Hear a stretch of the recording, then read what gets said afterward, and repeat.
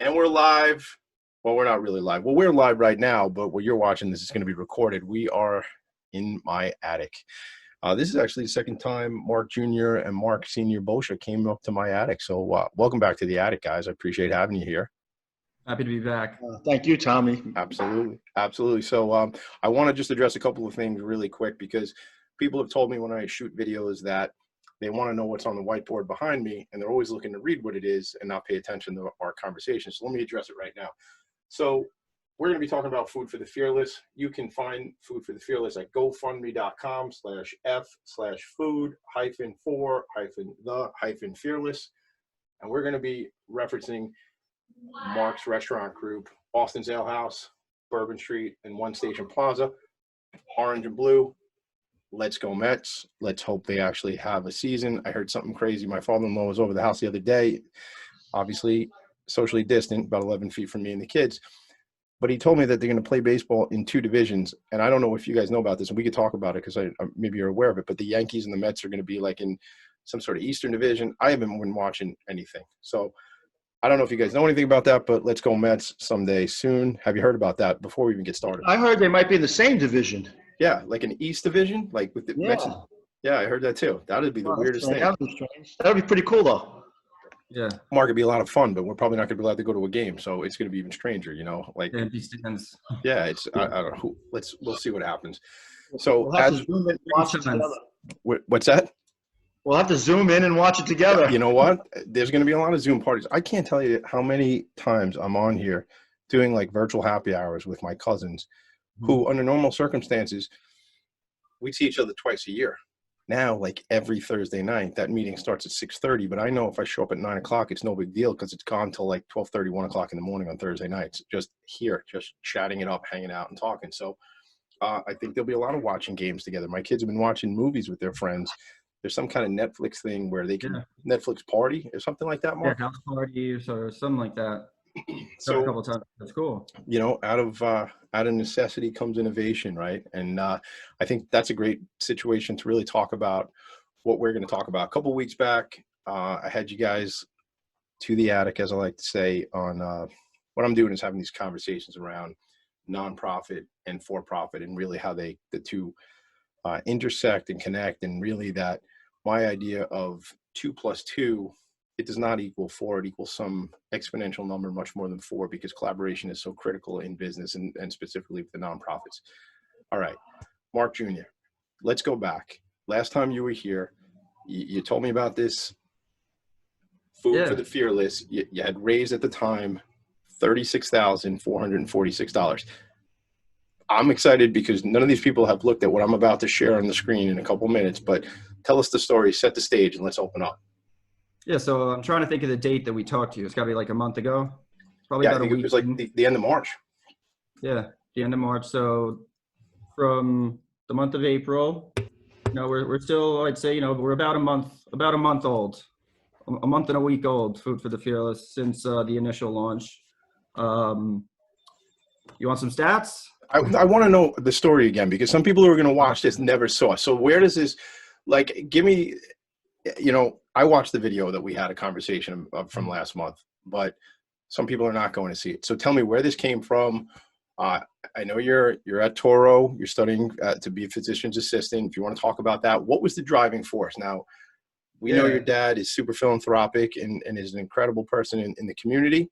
So I'm sure that was played a role in what you're doing. So you set the stage, and then I'm going to share a slide to show everybody what's going on too. Gotcha. So back when the social distancing, you know, stay-at-home orders first started, you know, everyone's not at school, everyone's not at work. I went from, you know, being in a classroom full-time, just finishing all my clinical rotations for, you know, my master's degree to become a physician assistant. And all of a sudden I went from, you know, doing everything, working at Bourbon part-time, going to school, to being at home. And, you know, Bourbon, you know, restricted to, like any restaurant, Bourbon, Austin's OSP, restricted to takeout only. And, you know, my school's online, you know, half of the classes aren't, like, even, you know, not even in person. Like it wasn't the same. So I knew there was a way to kind of merge the healthcare experience that I had and the connection to the healthcare, especially, in the city and, Queens and Long Island, and find a way to, utilize the resources of the restaurant group to do some good. And it started off where, see how it goes. And now we kind of had created we created a legitimate company out of it, a legitimate, charitable organization. And so what drove you? When I see Mark, Dad, you want to say something, so you want to jump in, like sort of like you saw your son having this need to serve, right? What was what was your reaction when this all started? He came up with this idea. He did, and I was all for it because that's our nature here at the restaurants, and we love the community, and we wanted to help out. And it actually, in a selfish way, it helps us out because we were kind of all down in the dumps, Tom. Yep.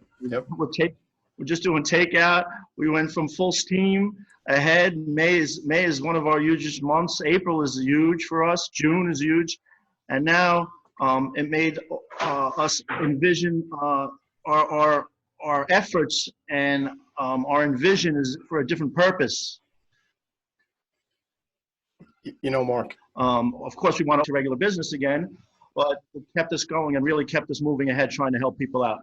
I saw the spark when you just started to talk about that. Like I just saw, like you light up about it because you're making an impact, man. You're actually changing the situation. And we were, it's so funny because I've been talking about this a lot on Zoom, on calls like this all the time. And 6 weeks ago, man, things were different, like obviously, but they were different. Like we were not so cheerful, and I think we're all scared. I think we're scared still. I think a lot of us are mad, right? I think we're confused. I'll at least speak for the 6 people that live in this house. And we're trying to find those silver linings, right? We're trying to find where we can make an impact and add value. And those are 2 phrases I talk about all the time. How do we make an impact? How do we add value? So now when I looked at you guys had done, is it 47, 48 of these deliveries? I mean, I'm going to share a screen real quick, but how many has it been? So today will be our 47th delivery. Okay. So how many people have had a meal through this program? To date, we're talking like we've dropped like 3,800 meals, 3,800 meals. That's incredible. Now, so it started out, as I remember it, at the hospital systems, but then I saw things like, was there like precincts, and was like the FD involved too? Tell me about that. Like it's evolved, right? Yeah. So, my request list is like from floor to ceiling. And, we started thinking like, why aren't we, delivering to first responders too? And that became, initially my thought was like EMS. Like why aren't we delivering to EMS? And as we got more and more thinking about it, why aren't we delivering to fire departments, and why aren't we delivering to NYPD?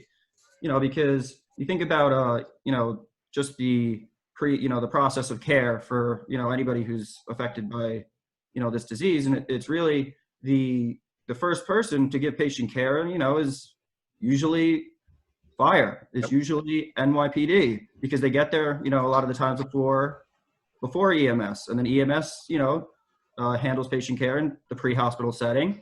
And the hospitals have been receiving and rightfully so, receiving a lot of support, and largely in ways of donations of food primarily, but the the first responders, they're so mobile. And I've heard a lot of these stories where especially you're on a night shift and you're in EMS. 6 months ago, you could go through the McDonald's drive-through and pick them some food. Now these guys are they're working 14-hour shifts, 12-hour shifts, especially in the nighttime setting, and they're going without meals. Like it's something that they have to worry about. It's like, oh, bringing food from home. How do you, all right, so those guys are mobile. It's not like you could just roll up to Northwell and deliver the food. So what do you end up going to the firehouses? Like how do you support those guys? Because it's probably different than just delivering food, right? Yeah, so we what we do is we hit them and change a shift. You know, the ambulances come up, each one has their own base, and we deliver to there, and you know, change a shift. They pick up, you know, can take it out, and that way they're not restricted to, you know, going back, searching for food, packing the food home. You know, don't get me wrong, we're not, you know, providing, you know, every firefighter and EMS worker and cop with meals every day, but you know, every little bit that Yeah, but that's 3,800 meals, man. That's we can help, and especially, you know, basis like, you know, yeah. that's You 3,800. don't realize, Tommy, like the first 38,000. EMT drop we had was over right here in Fort Totten. So, you know, we're rolling up with, you know, the meals and stuff. And there's a line out the door at Fort Totten, right, with different ambulances from different states coming to Fort Totten. So they really appreciate just a meal. You know what I mean, Tom? Yeah. We went down to the 115 precinct down in Jackson Heights, and Yeah. and these police Hard officers, hit, right? they're engaged in, you know, well, the poor, like Mark said, they're the first responders, really. So they go to the house, and how many deaths they've seen actually at the house, or people died at the house. So this just a little gesture alone, you know, brings a little smile to their face. Plus at midnight, when there's no place open around, at least they have something they could eat, you know? Yeah, and you know, it just when you started talking about that too, and you know, I have a lot of friends who are FDNY guys, very good friends of ours, and you know, we've had some of them on like our own calls, our own like let's connect, let's talk, and then there's, first of all, you know, those first responders, and we can go back to remembering September 11th and how we, as a city, as a state, as a country, really honored the work that those men and women do every day.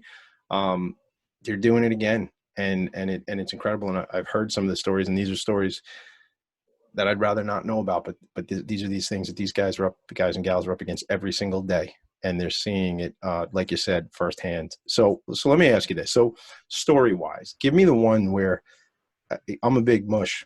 I get emotional. I'm getting emotional probably before this ends today. Where have you guys, where's it hit you when you go out and you do one of these deliveries? I've seen I've seen stuff on Instagram. I've seen, I guess it's on Facebook too. Where either one of you guys or one each, where's the story that like just like really hit you when you made a delivery? You want to go first, Sam? Yeah, sure.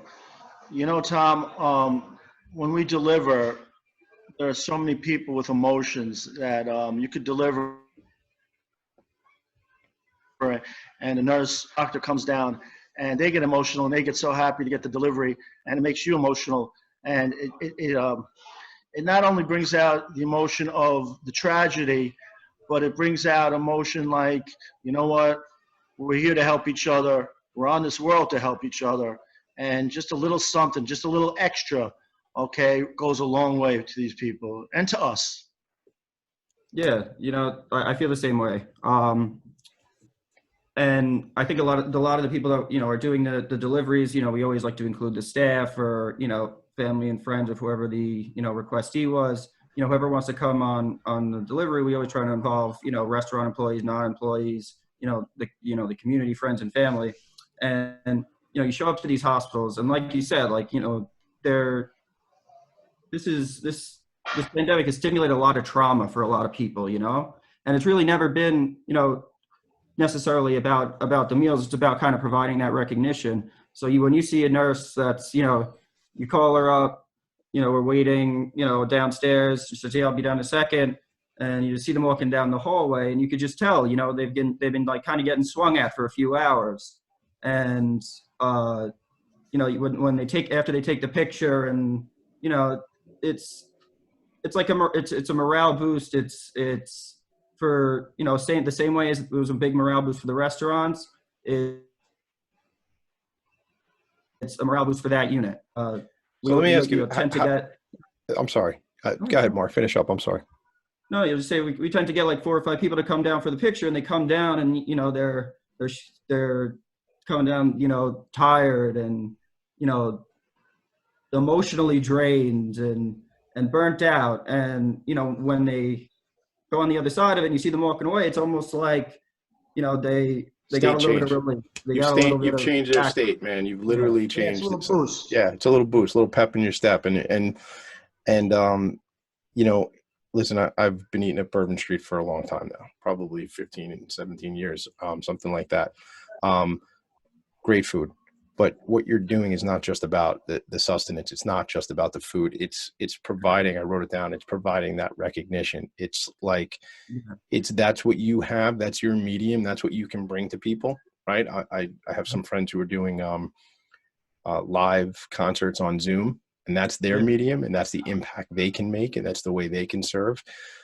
Listen, my little way of serving is if I can help you guys get more publicity and amplify your message, that's how I can serve. And it's like whatever we have, whatever ability we can really utilize is what's going to show people that we care. And, you know, let's be honest. I mean, we're all New Yorkers, and I think over the years we can get a reputation maybe for being like gruff and tough. But I think we've proven a lot of ways, and not to segment us versus the rest of the country, but man, we love when we need to, and when we want to help, and that's big. And you guys show that all the time. And this inspires me to have conversations like this with you guys, because when my kids watch this recording later on, it's going to impress upon them service and being a servant leader. And that's what I'm just trying to do is, man, get the word out and help support, you know, through whatever means I have. Challenges. What's been, or what is, see, because the way my mind operates is, where can I make connections? And I hit the microphone stand. That makes some noise. Let's try it. Let me show something really quick. So I said last time we met, you guys had raised through the GoFundMe page, $36,446. So right now I'm just going to share because I was holding off. I'm real close to a $50,000 increase in a handful of weeks. Talk about impact, talk about an incredible change. So what I know the number now, it says goal of 100,000. The original goal was what, Mark? Was it 50? Was it 30? I forget. 50? 50. Yeah. And I remember your dad said, you know, after the fact, you know, whatever we have left after a certain amount, we're going to donate to other organizations and whatever. But I think your ambition was bigger than that back then, and I'm sure it's even grown more. So our goal is 100,000. So I want to know what the challenges are, and I really want to know what your ambition is. You know, where do you go from here? I know 100 is just a short-term goal. I'm sure it is. So you want me to go first, Mark? Yes. Oh yeah, I don't want to cut the giving it away out the window, because, you know, I think what we're going towards is being a permanent charity. You know, all of this money is going to be spent on, you know, accepting and providing and honoring the request that we received to provide meals to our, you know, frontline hospital workers, you know, patient care providers, and first responders impacted by the pandemic. Going ahead, we've, you know, incorporated as a, you know, in the state of New York is a charitable organization, filed 501c3. I don't know, Tom, if you want to pull up our website. How do I get that, Mark? Tell me about it. Just straight FoodForTheFearless.org. And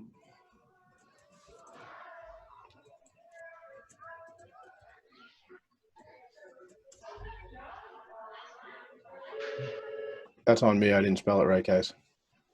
oh yeah, here it is. Oh, there it is. You can see that now, right? Mm-hmm. So tell me about this. Tell me, so where we, again, this, you know, I'm all about big picture and vision and things like that. So what started out as an incredible, impactful situation and gesture is now turning into, you know, a mission of a nonprofit organization, which to me, I get all excited and jazzed about that. So tell me about it. Where do we go from here? So our vision is, I feel like, is changing. You know, at first in the first few days, it was daily, and now it's like, you know, still kind of like that. We have new ideas and new avenues that we'd like to go down as time goes on. And I think that it's, you know, a lot of it is going to be dependent on, you know, the climate of coronavirus and that sort of thing. But you always want to prepare for the long term. So, all of our GoFundMe money is obviously going to be put towards fulfilling our request for meal donations. But we also accept donations on our website to donate directly to the organization, not necessarily just the fundraiser and the program to provide for, the requests and drop meals to these local hospitals and first responders. In the future, what would happen, let's say hypothetically, if, we spent the full amount, because you have to think, we've already dropped 3,800 meals. We've already scheduled, by the end of the month, we'll be over 4,500.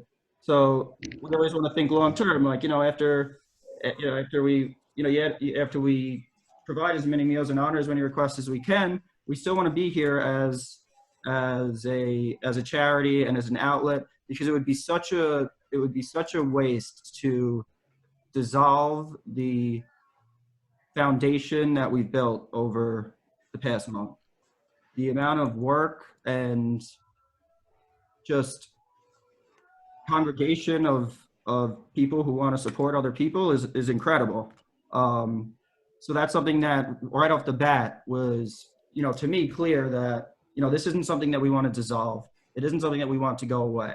And a lot of, incorporating and, filing for, or as a nonprofit also was, really important to me as a means to provide recognition, not for myself, not for Food for the Fearless, but for so many people that have put in so many hours of their own time to help our project grow. And to be just a fundraiser on with a GoFundMe page, we're not just a fundraiser. Mm-hmm. I think we have so many people. Let me just interrupt 1 second, okay, Mark? So when we first last met, Tommy, okay, this was more like a fundraiser. In my mind, it was more like let's feed the purpose now, right? I didn't realize my son Mark, he had a much deeper vision than that. He wanted to take it for the long haul, okay? So he wanted to take this pandemic, okay, and not only feed people with this pandemic, but he wanted to take this fundraiser and make it into an organization and make it into a nonprofit where we can go out and help people of need no matter where it is, Tommy, okay? And it was a great vision of his, okay? So he was like, Dad, I want to keep going with this, okay? If something happens in Jersey, in California, it's not about Bourbon Street, Austin's Ale House, and One Station Plaza. We could hire 3 other restaurants out there and help the people, the first responders, no matter where it is in the States. And I'm like, Mark, that's a great idea. Let's go for it, and let's make this a real solid nonprofit organization, and let's take this in for the long haul so we can help people not only through this, these days, but for times in the future to come, Yeah, and I felt that, and look, where I can help and add value is I have a lot of ideas, and we don't need to do it on this call. We'll do it on a call when we're not recording a show here. But from an impact perspective, I mean, I'm pretty connected in a lot of different verticals, a lot of different markets, and I'm happy to bring you guys. And Mark Senior, you just jumped on a call with me last week, one of my networking calls for a group. We have TNG, the networking group, and all I'm trying to do is bring the right people together and make the right connections. So I want to know more and more about the nonprofit Food for the Fearless, and I'm excited about the evolution that happened just in such a short amount of time.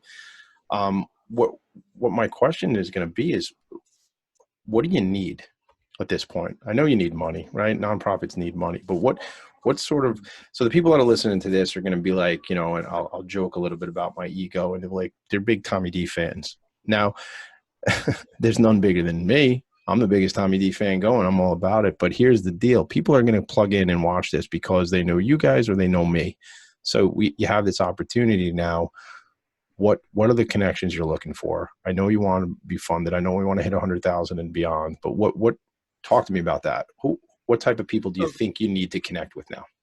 going off of what you said, like, you're a connector and everybody wants to help. And it's so funny how we got to where we are. Just to tell like a quick funny story, because I've been asked, how did we end up putting such like,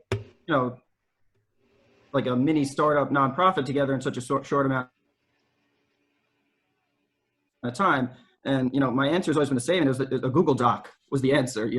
I started a Google Doc just to be able to get a schedule between me at home, doing my thing with coordinating meal donations, and then at Bourbon to have, a legit schedule to go off of and could change, live.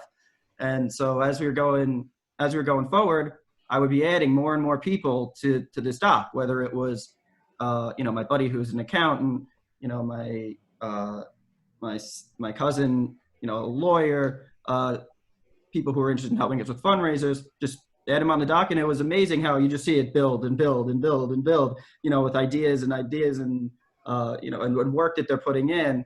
And it was like, that was like one of our catalysts for growth. And it's just funny how things come together. If I kept it over the phone or on paper, we would have never got to where it was. If it was just sitting in my email and I made a phone call saying I just organized another one.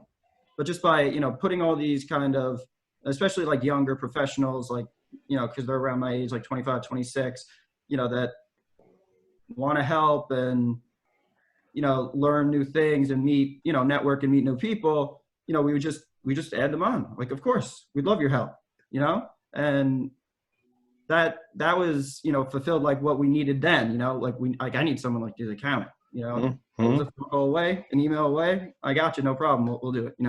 I need to know, like I need a terms and conditions on our website. How do I write that?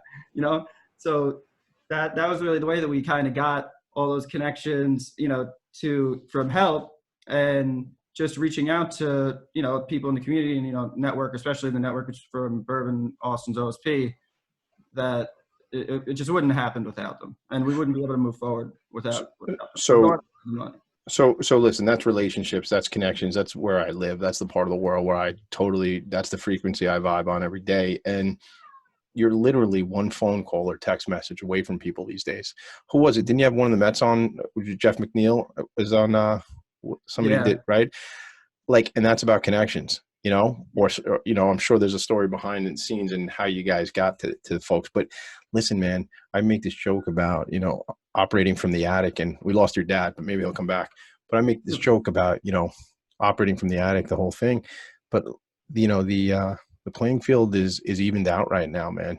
Everybody's, I've seen like, Jimmy Fallon's doing the Tonight Show from his house, like on a cell phone and stuff like that, man. It's the playing field has been leveled for sure. So I wanted to, I was going to ask your dad a question, so hopefully we get him back, because maybe you could speak about it a little bit too, because I'm curious about, I talk a lot, our firm, we're in the employee benefits business. So we have a lot of conversations with HR departments, and I'm curious about, I've seen some pictures of, on the Bourbon Street side of things on Instagram. How has this affected the morale in your experience, Mark, with the, I lean towards Bourbon Street because that's what I'm seeing most, but I'm sure it's the OSP folks and the Austin's folks as well. That whole family, the whole group. Culturally, like, what has this done for the spirit of you guys? All the time I see, I don't know who the chef is, but I see him all the time in the kitchen with the mask, and he just looks like totally jazzed. I got to see the smile in his eyes because his face is covered, but you could tell that. So talk to me about that. How has that changed from It's funny that you mentioned him. So every time that I go into Bourbon, I almost feel bad. I say, Frank, you okay? Like, Frank, I'm sorry. Like, why are you sorry? Because this guy's making thousands of wraps. He's putting out thousands of meals. He's coming. This guy's not a day off. It's awesome. What does he say to you though when you're apologizing to him? It's the opposite. It's the opposite. Like, that's what really is hysterical. And I'm so glad you mentioned it, because you walk in and you're like, you put my hand on his shoulder, like, Frank, I'm like, almost feel like I'm sorry I did this to you. But it's the opposite. His feeling is the opposite. He has, my stepsister volunteers, and she's, aspiring to become a chef, graduating from culinary school soon. And so she comes in and helps him. And, she's really like the Food for the Fearless, kind of liaison between Mm-hmm. us and the restaurants, and, you know, who's making what and where we're at, and, you know, making sure we're ready for deliveries and stuff like that. So it's amazing to think that, to see that normally what people conceive as would being work, right? Yep. You know, like, oh, I gotta go make, you know, wake up in the morning. Right. Time to make the 600 donuts. I don't know if you remember that, but also old people, the time to make the donuts. There used to be a commercial like that for Dunkin' Donuts, but you've given, I don't know this man, Frank, so I'm not making any assumptions before. What it sounds like is you've given him something that he's making an impact. You've helped him make an impact now. And again, it's what is our skill set? What are we good at? What can we bring to the table? And you guys as a family, as an organization, I use the family in the larger term, not just your nuclear family, but the whole restaurant family. You're making an impact, and that now Frank's making an impact, and anybody else in the organization. You want to give a quick, you said there was a lot of people that are behind the scenes, and, you know, hate to put you on the spot because you're going to forget somebody, I'm sure, but, you know, send some love out to whoever you want to in the community and the organization. Yes, I definitely want to thank both of my brother and my sister, Andrew and Julia Lubicic, for Andrew, you know, more in the business end. He's a, you know, new I shouldn't say new, fresh off the college CPA. My stepsister Julia, she's fresh graduated from culinary school. I have buddies of mine, you know, so Eric Lastris is really like one of our fundraising advocates. He's like a member of our board. He's also a member of the board at Common Point Queens, formerly like the Sandfield Y, which is a big local organization. Works in finance, and he's had some, you know, fundraising and obviously nonprofit experience. So he's been a huge asset. You know, the Ryan family for sure, especially their youngest, John Ryan Jr. has just been amazing. You know, he's a senior in college, you know, preparing to enter law school, and the amount of work that this kid's put in on the back end, just, you know, coordinating deliveries and answering emails, and it's just, I just feel like indebted to all these people. Yeah, but you know what, man? Listen, they're doing it out of love for you. They're doing it out of recognition for the people you guys are serving. You know what I'm saying? Like, you gotta, Yeah. you know, I'm a bit older than you. You'd probably say I'm a lot older than you. But point is this: a couple of things I know about life is people do things and be, you know, because they want to, and they want to help, and they want to be impactful. You know, and they also follow people that lead, that bring great ideas, and what you had here, man, is an incredible idea, and I'm excited to be, you know, a small part of this, you know, from grassroots, because I could tell, you know, you're 25 years old, man. You're going to be in service, is going to be part of your life. You know, you've decided that, and you know, just your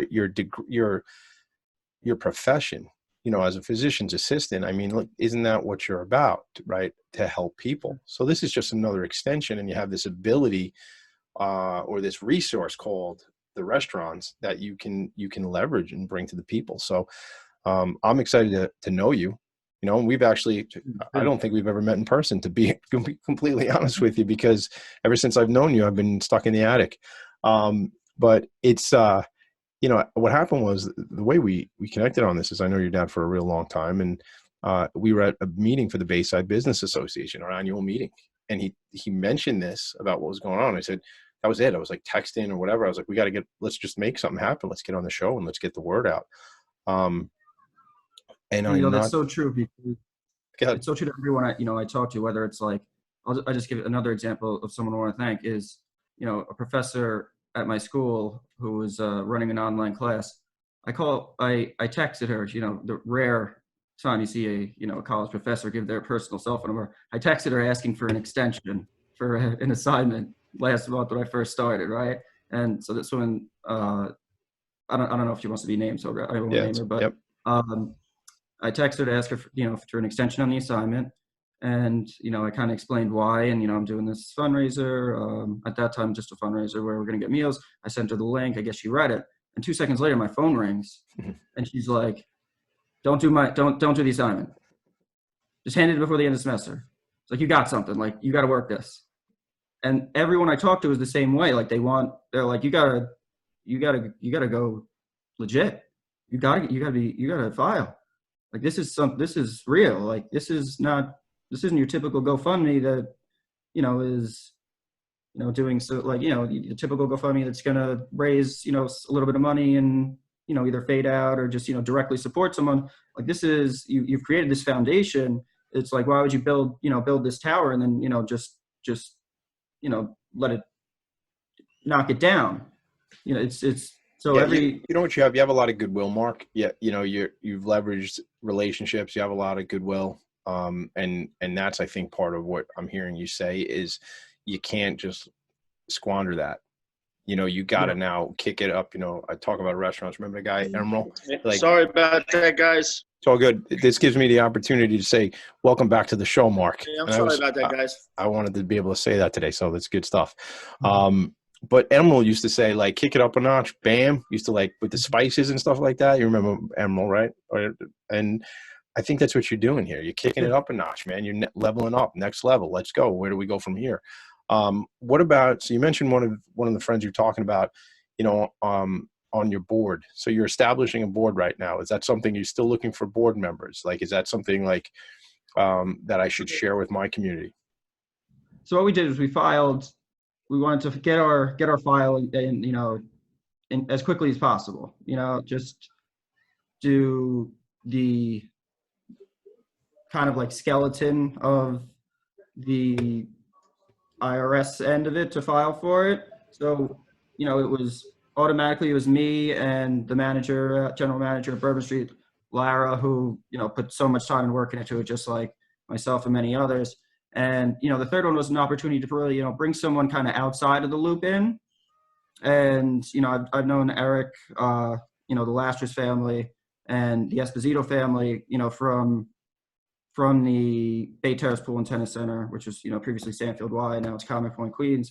And they were the first people that came to my mind because, like, on a professional level or, support level, there's just been so much interaction back and forth, whether it's personally or through the restaurant. So those two families were really the first people that came to my mind to reach out to, get that third seat filled for the board and to, bring someone who's kind of just out of this little, out of our Bayside kind of group and, just extend our reach a little bit. And so he's been so helpful and so valuable to our organization as well. And yes, we are always looking for, individuals who want to be a part of this. Mm-hmm. Absolutely. Okay. Now that your dad's back with us, and I will just put that out there to the folks. So they are looking for support. They're obviously looking to help amplify the message. But if you are interested in a potential board seat and being involved with the organization or volunteering, the website again is FoodForTheFearless.org. Mark Sr., I want to ask you a question. I asked your son before when we lost you for a minute there, and I want to get your point of view. How has this changed the morale of your people? When I say that, I mean the restaurant folks. How is it? I mean, I want to make a reference to, an Instagram post that I saw, and I'll do it again, later on because I saw it, and it just reminds me of fun nights at Bourbon Street. But, what's been the impact? We talked a little bit while you were gone about Frank in the kitchen, and Mark Jr. is like apologetic about asking him to do this, which I get it, man. But but it's funny to me, like, because what you're doing is incredible. You should be getting accolades for it, not apologizing for it. But anyway, Mark Sr., how is this? I've seen you light up just on this call today, but how's it changed what people are thinking in the organization? It just keeps you going, Tommy. Everybody in the organization, not only in the organization, but everybody in the restaurant. So whether you're delivering, you're making the food, you're taking the orders, you're dealing with people on an everyday basis. They're getting hit, it brings up morale. It brings up morale. You get a customer coming in for takeout. Oh, you know what? I saw you on the GoFundMe page. I saw you Food for the Fearless, and it just brings so much morality and so much just a second of joy. It goes a long way. You don't realize it. And Frank, who's in the kitchen just banging out these meals, and then you hear something great, so some great feedback, and it makes it all worth it. 100%. And it gives you guys, it gives you something to get rally behind, right? It gives you something to get behind. And by the way, I have an OSP hoodie, but I don't have that one. So just, you know, let me know where I get a new OSP. Send that when you get some Food for the Fearless. It'll be because I won one at the golf outing. Shout out to the Bayside Business Association President Ed Probst. So I love the pictures too, man, because see, everybody's smiling, man. You're changing their day. Isn't that what we're trying to do, though? Just change somebody else's stars, even if it's for a little bit, even if it's just for a good meal. I don't think we got to it because my conversations tend to drift. So are there specific challenges, or give me like the needs, like, you know, is there something specific that's out there that, you know, we could really use this? Like I think I saw something, you know, I don't know if it was just a private note between us all, but, you know, some of the major are you ready to go after some major support right now? That's, I guess, what I'm going to ask you. And if you are ready, have you thought about specific industries or companies that you think make the most sense? So are we ready to go after major support? You know, yes, I'd love to go after major support, but then at the same time, you know, until we receive designation, which I think, you know, without a doubt, I've no reason not to come through. Mm-hmm. Oh, it's like almost like, are we gonna start fishing for sharks, you know, with this tiny hook, you know? Because once we do receive, you know, our designation and our status, I think, you know, that's the time to go. But at the same time, I don't want to waste our potential. Yeah. I think you strike while the iron's hot, man. You got this goodwill. Yeah, exactly. You got the reputation. You're doing good stuff. Direction. Yeah. And it's, you know, it's not like I do this, have training in this or have education or background in this, and, you know, and none of us do, you know, we're just really, you know, doing our best, doing research, you know, making these connections for helpful information, talking to the resources we know who do have experience in, you know, fundraising, non-for-profit type industry. Yeah. So here's what I'm going to share with you, Mark. I'm going to jump in real quick because I do have these relationships and I do have these connections. I'm not going to say that I'm, you know, a trained fundraiser, but I have people who live in this world every day. I mean, we run monthly nonprofit roundtables where I bring a bunch of thought leaders together. I bring a bunch of executive leaders together, but then we have one to act as the thought leader on a specific topic. And we've done topics on public relations and fundraising and marketing. So, look to me and my network for stuff like that. I'm happy to connect you to people. And I listen, I don't know about accounting or legal, and I'm not going to say I would, and that you should start taking money or, you know, taking donations I don't know about the 501c3, but I will tell you this, I hang out with the people who do know. And, you know, so speak to your CPA who's working on this, and an attorney. And if you ever need other relationships on that type of stuff, I can bring you that too. But I'd say, man, listen, plug into my network. I want you, Mark Jr., to join a couple of the meetings I'm going to be doing. Come as my guest at some networking events. Really just come as the founder. I don't know if you call yourself the executive director yet. I don't know what you call yourself, but we're going to say the founder of Food for the Fearless. And that's it. And you come on and you tell this story, you know, and you, because the networking that I do is at a very high level, and the people in these rooms are connectors like me. And nobody's there to quote unquote sell their stuff. People are there to find out, how do we collaborate? How do I make connections? How do I add value? Because it goes back to what I said up front, you know, 2 + 2 is some number way higher than 4, because that's how we win together. Right. I'll say this, Tom Gretsch, I don't think he wrote this quote, but our friend Tom Gretsch over at the Queen's Chamber of Commerce always talks about rising tide lifts all ships.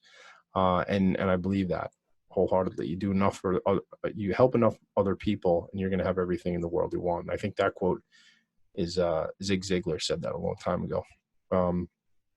So let's stay connected on this. I want to talk to you guys offline about some connections and things like that.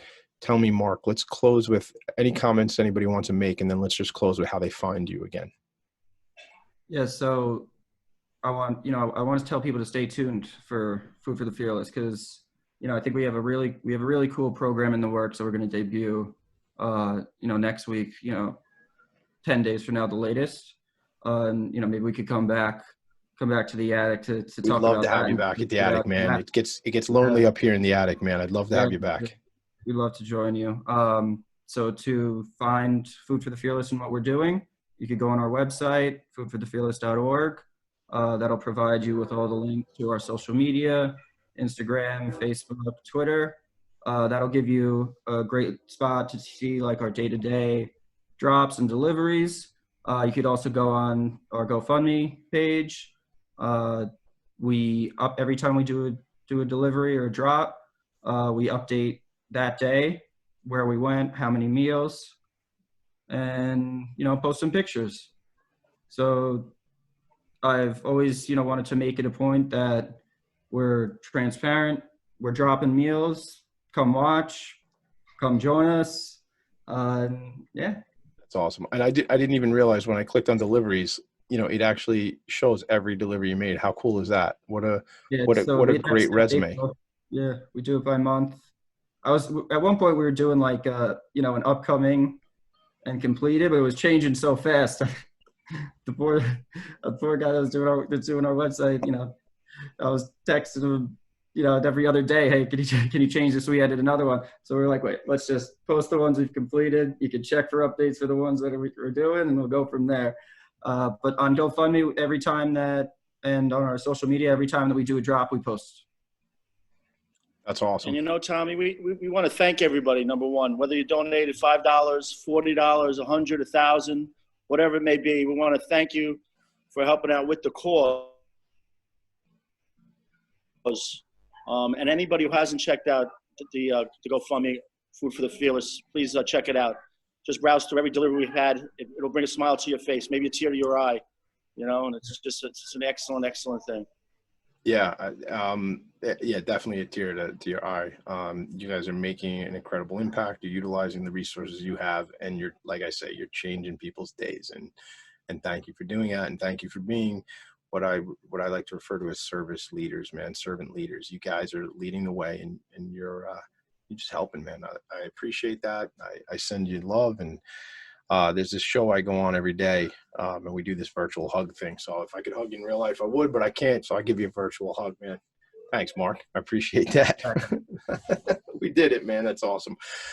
So I will just go back to the board real quick. Food for the Fearless, GoFundMe.f/food-for-the-fearless. And if you want, just reach out to me if you can't find it, and I'm going to do something crazy and just give you my cell phone number so you can text me if you want to hear more about what these guys are doing, 516-492-4928, or Tommy D at philanthropyandfocus.com. Focus is PHOCUS. Listen, guys, thanks for, Mark has one more thing before we go. Yeah, if you want to contact myself, foodforthefearless@gmail.com. We get emails every day, and I get back to every one of them. Awesome. Thank you for being here. And all kidding aside, we'd love to have you back here. For watching. You got it, Mark. Thank you. I want to have you back when we talk about debuting that new program, because you kind of teased me about it before we started recording, and I want to hear more about it. So have an incredible day, guys. Keep doing great work. Thanks so much. You too, Tommy. All right, bye. All right, good health to you. Be good.